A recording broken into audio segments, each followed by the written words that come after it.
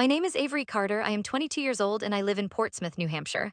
I've always been someone who takes pride in doing my best, especially with my grades because I rely on a stipend to get through college.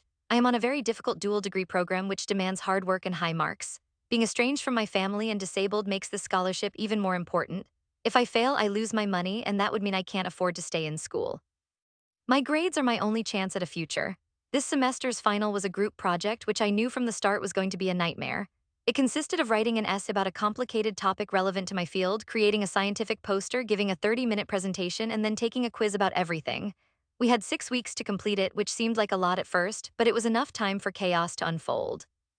I was placed in a group with two others. One was a really cool guy who's engaged and clearly tries his best, but the other was an absolute nightmare and lazy, careless guy I'll call Dipshit. From day one, Dipshit showed he did not care at all. We set up a schedule, divided our tasks, and agreed on deadlines with check-in days. The first check-in day, Dipshit showed up late and forgot his laptop. The second check-in day, he didn't show up at all. We needed some data he was supposed to analyze and compile, but every time we pressed him about it, he kept saying he'd send it the next day or that he was almost done.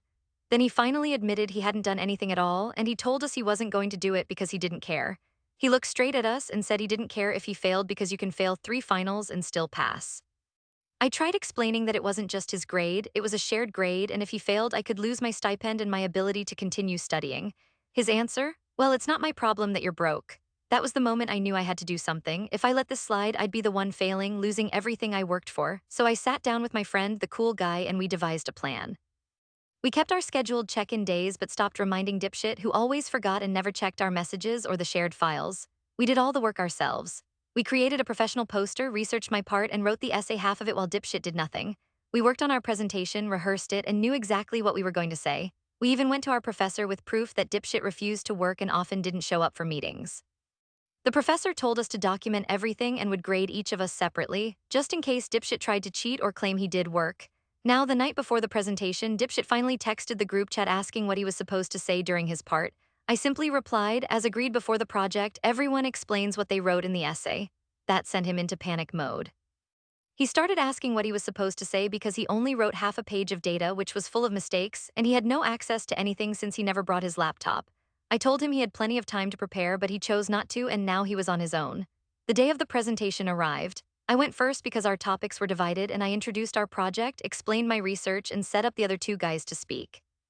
Dipshit went second, and what he did was just read off the poster, nothing more. He rambled without adding anything new and wasted most of his time saying furthermore, and so on, and yes, so. Watching him struggle was painfully satisfying.